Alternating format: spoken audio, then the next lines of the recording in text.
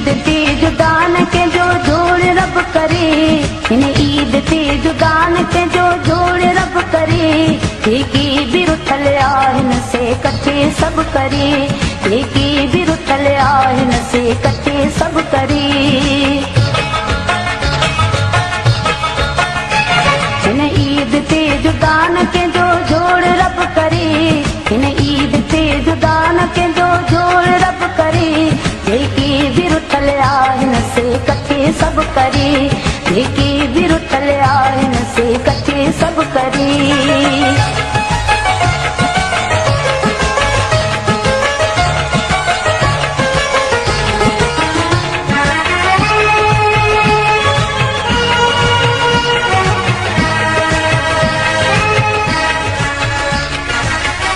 मौसीकी शायद बज़मी जी, आवाज़ फौजिया सुमरो ऐं शायरी आहे खमीसे चंदे जी।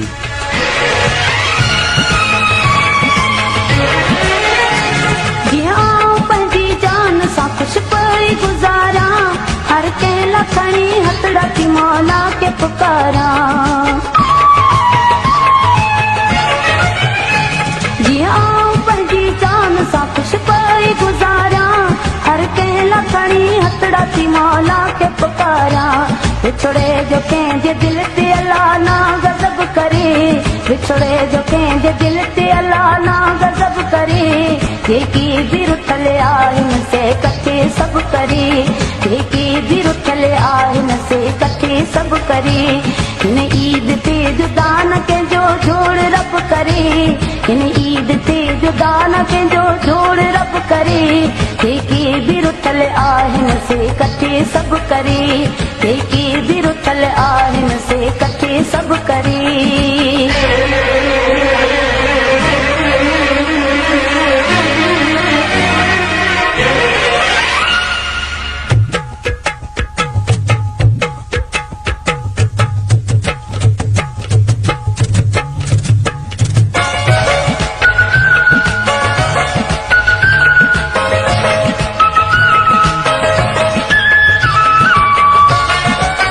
आफ्ताब अली मलाक राम चंबड़। जुदाई जॾहिं कंहिंखे ख़ुदा चल न ॾेखारे, दुश्मन खे बि दुआ थी कजे ख़ुशि पियो गुज़ारे। जुदाई जॾहिं कंहिंखे ख़ुदा चल न ॾेखारे, दुश्मन खे बि दुआ थी कजे ख़ुशि पियो गुज़ारे।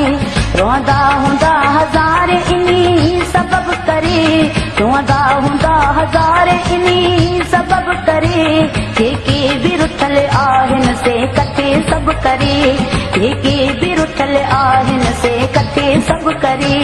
हिन ईद ते जुदा न कंहिंजो जोड़ रब करे, हिन ईद ते जुदा न कंहिंजो जोड़ रब करे, जेके बि रुठल आहिनि से कठे सभु करे, जेके बि रुठल आहिनि से कठे सभु करे।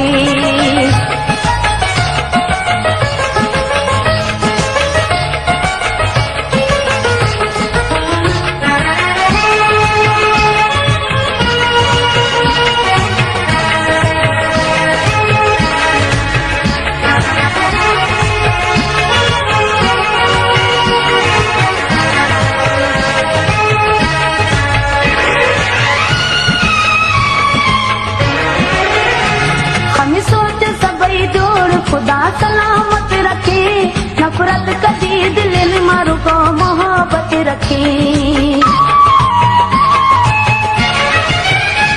हमें सोच सबई जोड़ खुदा सलामत रखे, नफरत कदी दिल में मारू को मोहब्बत रखे। हर कोई पंहिंजे यार जो थोरो अदब करे, हर कोई पंहिंजे यार जो थोरो अदब करे, जेके बि रुठल आहिनि से कठे सभु करे, जेके बि रुठल आहिनि से कठे सभु करे।